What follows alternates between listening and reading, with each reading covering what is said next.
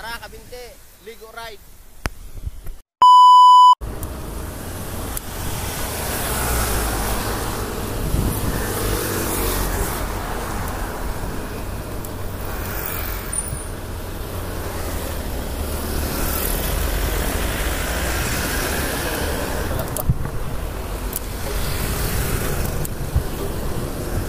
Kumain ka na, sir. Kasama ba yung isa? Oo. So, may Victoria pala siya eh. Pero kanina pa yun. Victoria? Oo. Malapit na? Malapit na. Nakakadaanan ko kasi. Baka. Galing siya na San Pedro pa kasi. San Pedro? Alas 4 daw. 4:30 na grade out kasi malakas daw yung ulan. Manila. Yun, dumating na yung kasama natin, si Sir BA. Tapos si Kuya Eds. Yan, nakapat bike, naka-gravel bike si Sir BA. So yun, ride out na kami pa Kaliraya. Tara.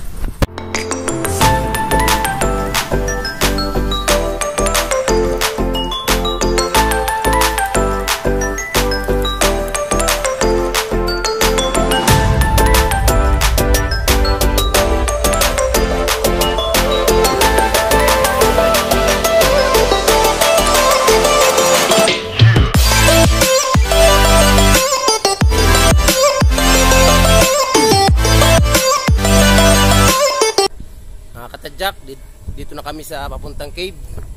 So mga ano siya, mga 10 kilometers galing main highway.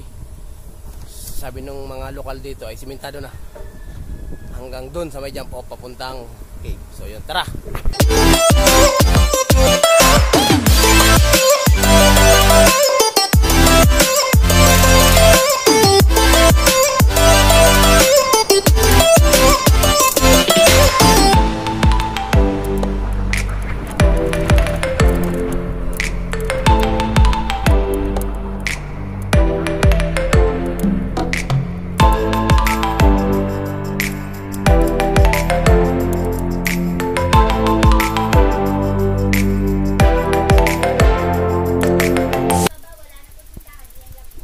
Yun mga katadyak, bali andito na tayo sa entry point papunta ng Kabinte Cave.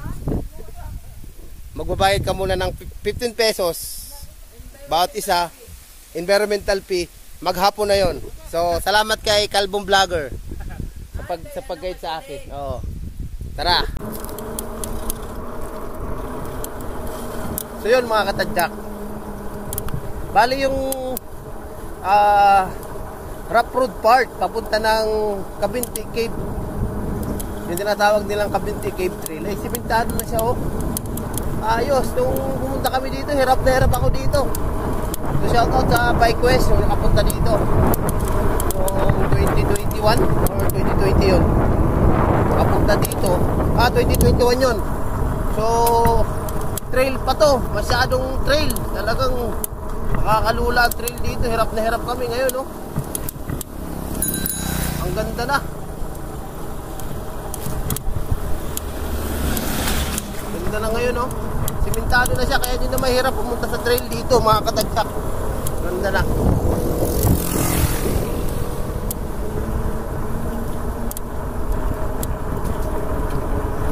Dati hirap na hirap ako dito eh. Shout out kay JR Bike Vlogs, kay Carl J. Yon, yung Kabinte Cave Trail. Ito na yon. Simentado na siya. Hindi na siya mahirap padyakin. So yon, mahirap lang dito siguro yung pabalik natin. Kasi papadyakin natin to. So masyadong mataas. Dito tayo hirap na hirap noon. Naulan pa nung pumunta tayo dito. Dandahan lang tayo kasi masyadong matarik. Yun mga katadyak, kung pupunta kayo dito sa Kabinte Cave, maliligo lang kayo sa ilog. 15 pesos lang ang entrance. Maghapon na yon. Then ito na nga, simentado na yung daan. Tara! Tara! So yun mga katadyak, bali hindi pa pala buo. na hanggang dun sa mismong jump off point papuntang cave, yung cemented area. May part pa rin siya na trail. Yun, ito trail. Pero at least hindi gaano maputik ngayon. Tapos medyo maayos yung trail. Kasi nung pumunta kami dito talaga, grabe. Ito na yung pinaka-jump off point papuntang cave.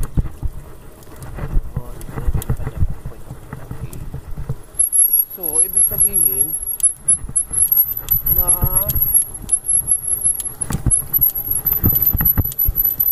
ito na yung cave.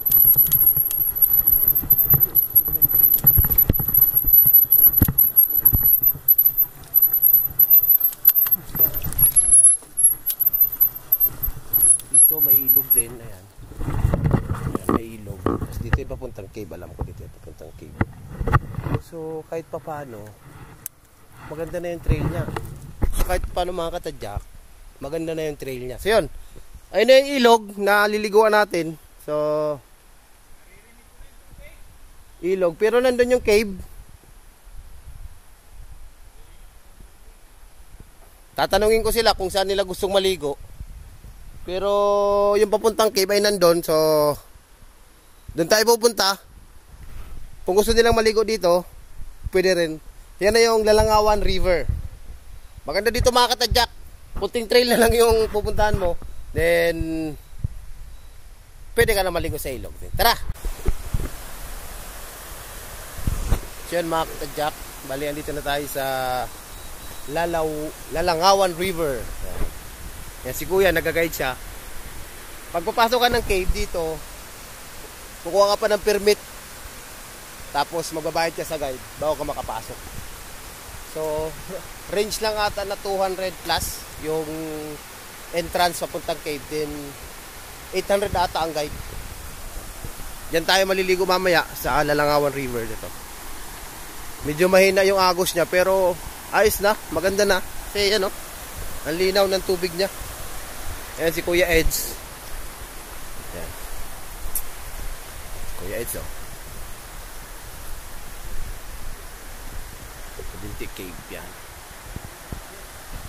So, mag-ano lang tayo ng merienda. Kaya na tayo. Tara! So, maliligo tayo mga katadyak.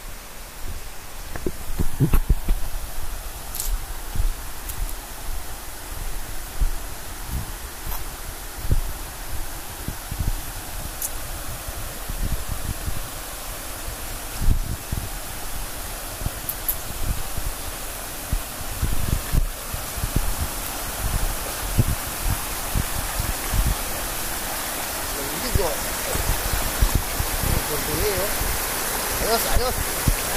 Right.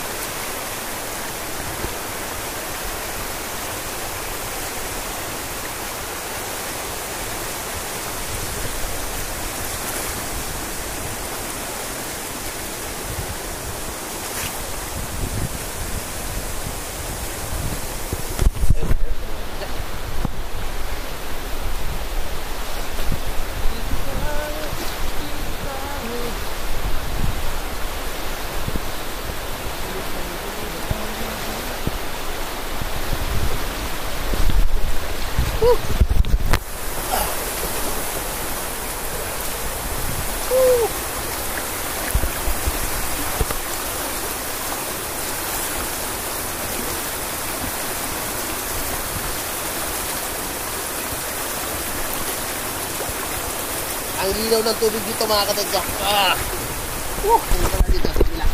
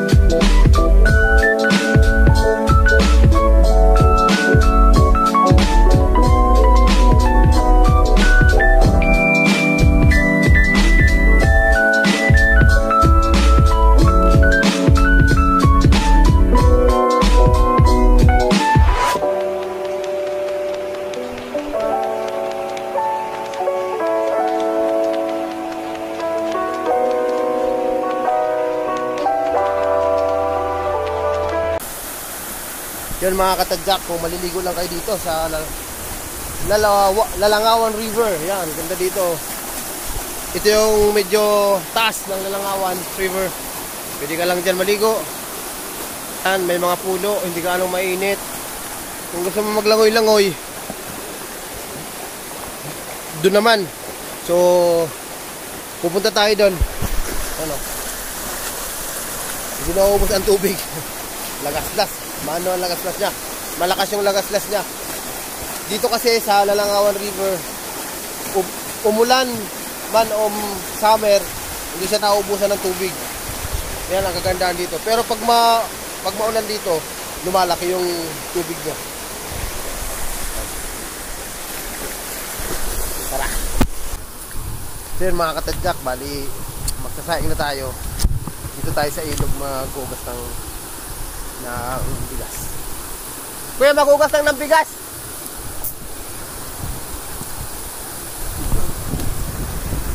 Paalam muna tayo dito sa caretaker. Hugas tayo ng bigas sa ilog. Oh!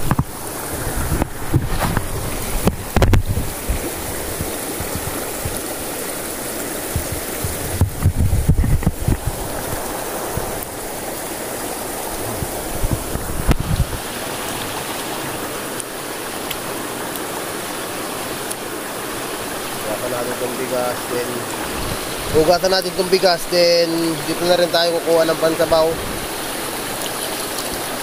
Malinis naman tong ilog na to.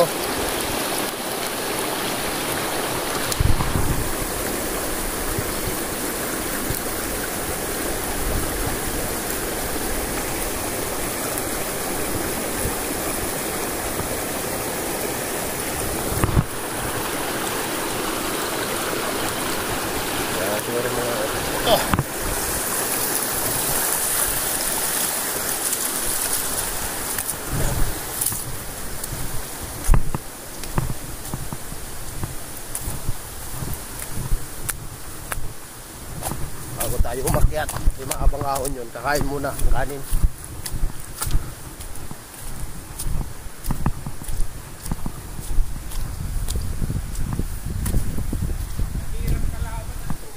Oo, malakas. Nagpamasay na. Eh, sarap. Oo. Ang galing. Kaya, ang tagal ko. Ito yung...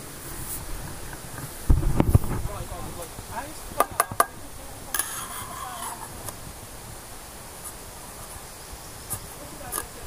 Yan, tingnan natin mga katadya kung naluto yung ating kanin. Yun. Kanin na. Medyo malata pa. Alam natin ito.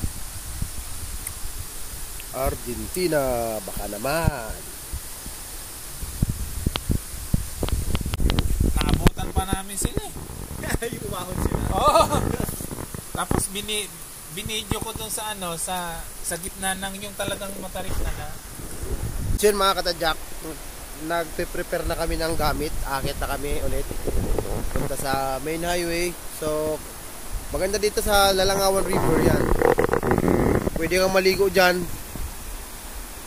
Dyan malalim lang. So kung hindi ka marunong lumangoy, may life jacket naman silang yung nagbabantay dito, may pinapaupahan silang life jacket yan. Tapos kung hindi ka marunong lumangoy, pwede dyan sa lagaslas na yan. Hindi lang kita kung malinaw yung tubig, pero kung nandito ka makikita mo, hindi lang kita sa video na malinaw ang tubig, pero pag nandito ka mismo, makikita mo na kung gaano kalinaw yung tubig dito sa Lalangawan River, sakop ng Cavinti, Laguna. Yun yung entrance, yan. Hindi lang gaanong kita dito sa camera, pero yun yung entrance papasok ng Cavinti Cave. May pumasok dun kanina at may kasamang guide. Yun. Siguro mga 1 hour bago kami makalabas sa main highway, kasi kung anong nilusong natin kanina, yun din yung aahonin natin. Ang kagandahan dito mga katadyak ay hindi na sa trail. Dati kasi nung pumunta kami, mula doon sa checkpoint, sa checkpoint ng papasok dito sa Cabinti Cave ay trail siya hanggang baba. Tapos pagbabalik mo, aahon ka. Pero ngayon, pwede na siyang puntahan. Kahit newbie, kayang-kaya ng puntahan tong Lalangawan River. Pwede kang maligo dito for magbabayad ka ng 15 pesos ang babayaran mo para sa entrance. Environmental fee pala. Yan, tara.